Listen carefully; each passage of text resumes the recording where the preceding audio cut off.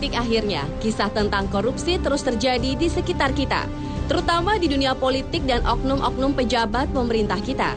Dan kembali belakangan ini, dunia politik dan lembaga-lembaga pemerintahan Indonesia dihiasi dengan pemberitaan mengenai kasus korupsi. Kali ini kasus Wisma Atlet yang hingga saat ini pihak Komisi Pemberantasan Korupsi atau KPK telah menetapkan 4 terdakwa korupsi proyek pembangunan Wisma Atlet di Palembang senilai 180 miliar rupiah. Mereka adalah Muhammad Nazarudin, Mindo Rosalina Manulang, Wafid Muharramdam El Idris. Satu tersangka baru korupsi Wisma Atlet adalah artis cantik yang juga wakil sekjen Partai Demokrat Angelina Sonda. Meski hingga kini Angie sendiri belum diperiksa sebagai tersangka, apalagi dilakukan penahanan. Selain itu, kembali terjadi kasus petugas pajak yang harta kekayaannya begitu amat menakjubkan. Bahkan disebut-sebut sebagai the next Gayus Tambunan. Hingga kini kasusnya juga masih dalam penyelidikan. Dan kasus-kasus berikut ini akan semakin mengukuhkan bahwa kejujuran memang terasa kian mahal harganya, apalagi bicara pengabdian untuk negara dan sesama. Berikut, On The Spot telah merangkumnya dalam 7 kasus korupsi terbesar sepanjang masa di dunia.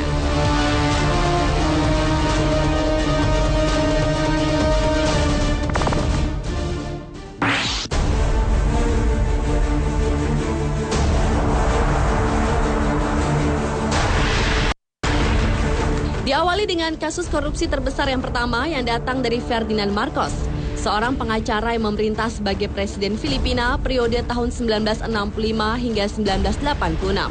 Selama 20 tahun kekuasaannya, Presiden ke-10 Filipina itu telah menggelapkan dana publik hingga miliaran dolar melalui Amerika Serikat, Swiss, dan negara-negara lain.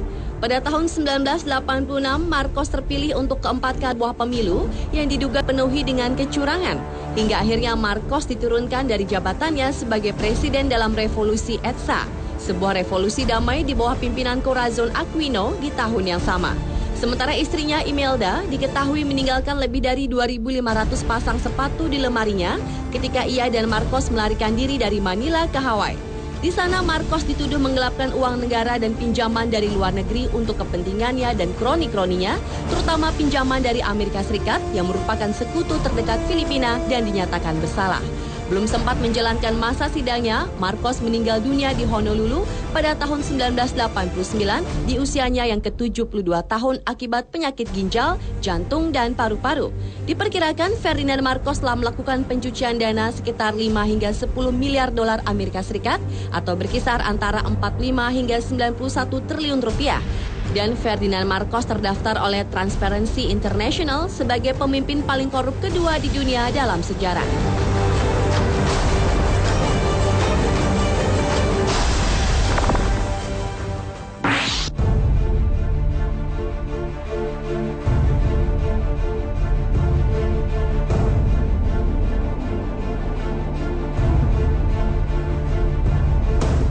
Selanjutnya adalah Slobodan Milošević, presiden ketiga Yugoslavia dan sekaligus menjadi presiden pertama Serbia ini diperkirakan melakukan korupsi senilai 1 miliar dolar Amerika atau sekitar 9 triliun rupiah.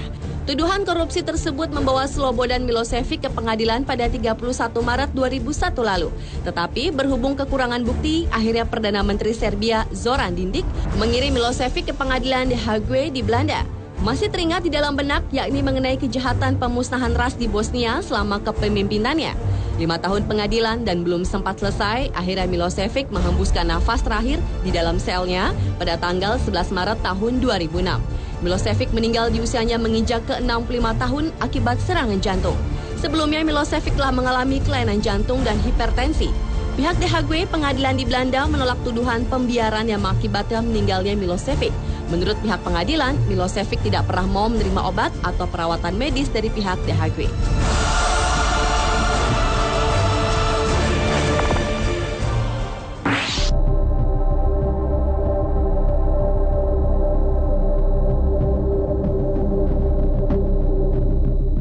Jean-Claude Duvalier, merupakan pelaku kasus korupsi berikutnya.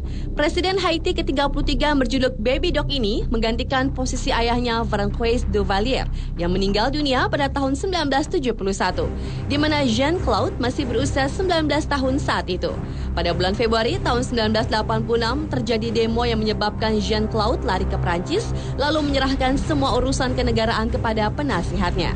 Pada tahun 1980, Jean-Claude mengadakan pesta pernikahan dirinya yang dibiayai negara sebesar 3 juta dolar Amerika atau sekitar 27 miliar rupiah. Sementara saat itu rakyat Haiti banyak yang masih berada di bawah garis kemiskinan. Selain itu, Jean-Claude pun dituduh telah melakukan perdagangan narkoba dan penjualan organ tubuh warganya yang telah mati. Pada tanggal 16 Januari tahun lalu, Jean-Claude datang ke Haiti dengan alasan ingin membantu kemelut pemilu di Haiti. Namun, keesokan harinya ia pun ditangkap oleh polisi Haiti di hotel tempat yang menginap.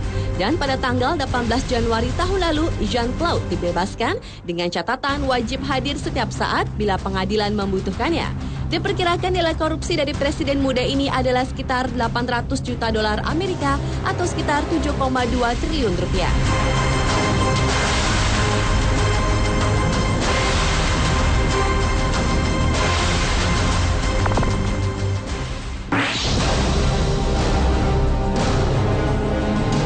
Beralih ke pemimpin negara lainnya melakukan tindak korupsi, yakni Sani Abacha. Menurut Transparansi Internasional, pemimpin militer Nigeria periode tahun 1993 hingga tahun 1998 itu telah merampok uang pemerintah senilai 5 miliar dolar Amerika atau sekitar 45 triliun rupiah, yang sama saja dengan 10% dari pendapatan tahunan Nigeria dari minyak dalam 5 tahun pemerintahannya. Menurut laporan berita di tahun 2002 lalu, keluarga Abacha setuju untuk mengembalikan 1,2 miliar dolar Amerika atau sekitar 10 triliun rupiah yang diambil dari Bank Sentral. Selain biaya korupsi, Abacha juga bertanggung jawab dengan pelanggaran hak asasi manusia. Meski terbukti bersalah, namun Abacha tidak menerima hukuman penjara karena ia meninggal tiba-tiba pada tahun 1998 di usianya ke-54 tahun dan dimakamkan segera tanpa otopsi apapun.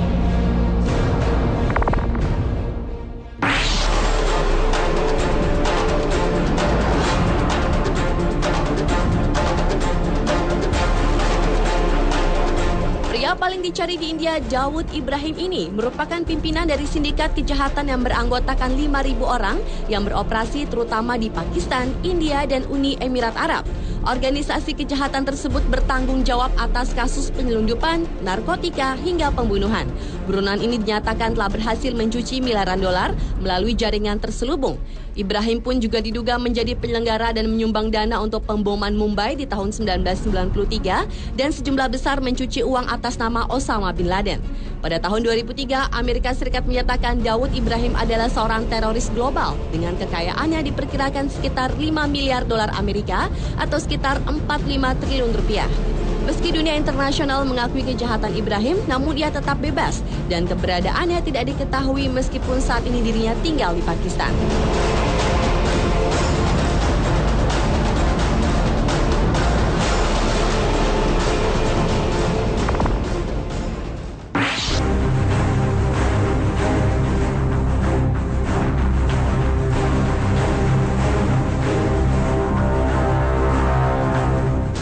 Kasus korupsi terbesar sepanjang masa di dunia selanjutnya menimpa Presiden Kongo Mobutu Sese Seko.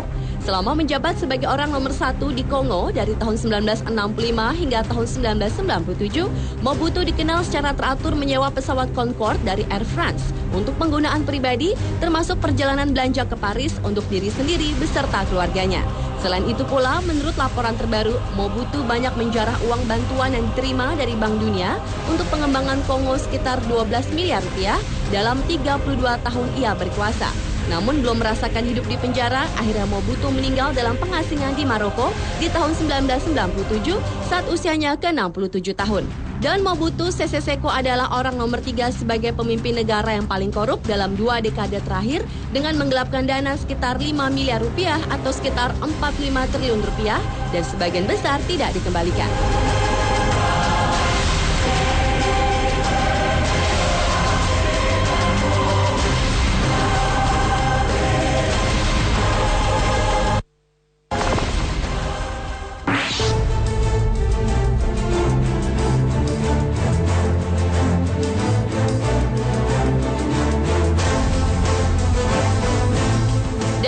korupsi terbesar sepanjang masa di dunia yang terakhir adalah yang dilakukan oleh Pablo Escobar.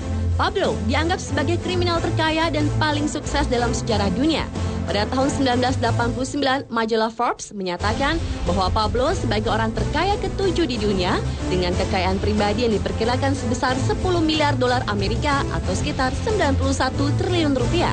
Bahkan per minggunya Pablo menghabiskan 1.000 dolar Amerika atau sekitar 9 juta rupiah hanya untuk membeli karet gelang yang digunakan membungkus tumpukan uang-uangnya.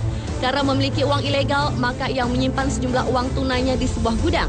Atas kasus kejahatannya tersebut, akhirnya Pablo dijebloskan ke penjara yang sangat mewah selama beberapa bulan. Sementara di tahun 1992, Pablo melarikan diri setelah mendengar ia akan dipindahkan ke penjara lain dan akan dibunuh. Dan di tahun 1993, Pablo Escobar meninggal dunia karena bunuh diri. Dan ketika divisum, Pablo diperkirakan memiliki 1.000 luka tembakan di seluruh badan dan kakinya.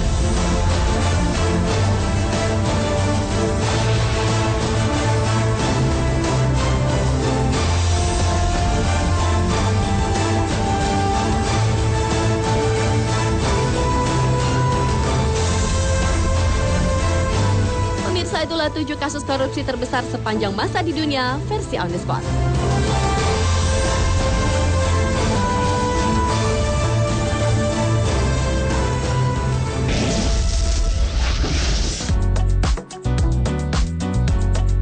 Tahun 2012 ini banyak kejadian yang menggemparkan dunia. Salah satunya adalah fenomena-fenomena aneh dan langka yang terjadi di alam di berbagai penjuru dunia.